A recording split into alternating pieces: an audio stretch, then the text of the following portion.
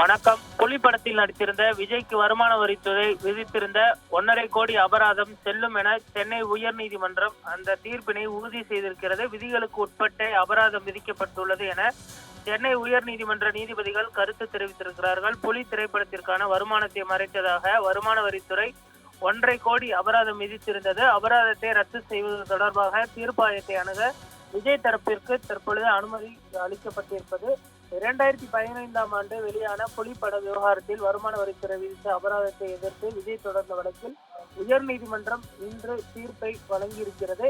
புலிப்பட வருமானத்தை மறைத்ததாக வருமான வரித்துறை விதித்த 1.5 கோடி அபராதத்திற்கு எதிராக நடிகர் விஜய் தொடர்ந்த வழக்கில் தற்பொழுது தீர்ப்பு வழங்கப்பட்டிருக்கிறது. 2015-16ஆம் ஆண்டில் விஜய் தனது வருமானத்தில் ரூபாய் 15 கோடியை கணக்கில் காட்டவில்லை என வருமான வரித்துறை கூறி அபராதம் விதித்தது. இதை எதிர்த்து விஜய் தாக்கல் செய்த மனு மீது தீர்ப்பு வெளியாகி இருக்கிறது. அரசியல் கட்சி தொடங்கியுள்ள விஜய்க்கு இந்த தீர்ப்பு முக்கியத்துவம் வாய்ந்ததாக கருதப்பட்டது. இது விஜய்க்கு மேலும் ஒரு பின்னடைவை கொடுத்திருக்கிறது. 2015ஆம் ஆண்டு புலி பட தயாரிப்பாளர்கள் வழங்கிய ஆவணங்களின்படி விஜய்க்கு காசோலை மூலம் 16 கோடியும் ரொக்கமாக 4.93 லட்சம் கோடியும் வழங்கப்பட்டதாக வருமான வரித்துறை தரப்பு வழக்கறிஞர் வாதிட்டார்.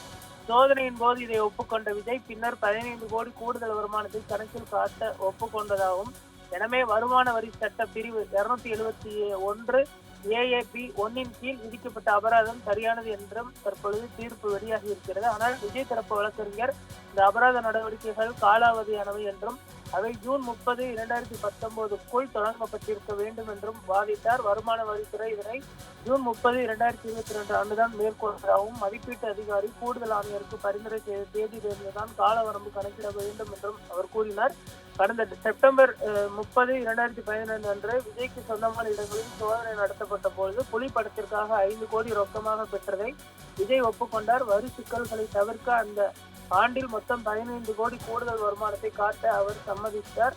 விஜய் தனது வருமான வரி தாக்கல் படிவத்தில் ரசிகர் மன்ற செலவுகளுக்காக 64.21 லட்சம் வரி விலக்கு கோரியிருந்தார். ஆனால் வருமான வரித்துறை இதனை நிராகரித்தது. அவர் மொத்த வரி விதிக்க வருமானத்தை 38.25 கோடியாக நிர்ணயித்தது குறிப்பிடத்தக்கது. இந்த நிலையில் தற்பொழுது ஹைகோர்ட் ஒரு முக்கியமான தீர்ப்பினை அளித்திருக்கிறது. ஏற்கனவே ஜனநாயகன் படத்தில் அவருக்கு சிக்கல், CBI விசாரணை என்ற பல்வேறு விதங்களில் அவருக்கு தொடர் சிக்கல்கள் எழுந்திருக்கும் நிலையில் தற்பொழுது புலிப்பட விவகாரத்திலும் தற்பொழுது மீண்டும் சென்னை உயர்நீதிமன்றம் அந்த தீர்ப்பினை உறுதி செய்திருப்பது விஜய்க்கு மேலும் சிக்கலை உருவாக்கி இருக்கிறது.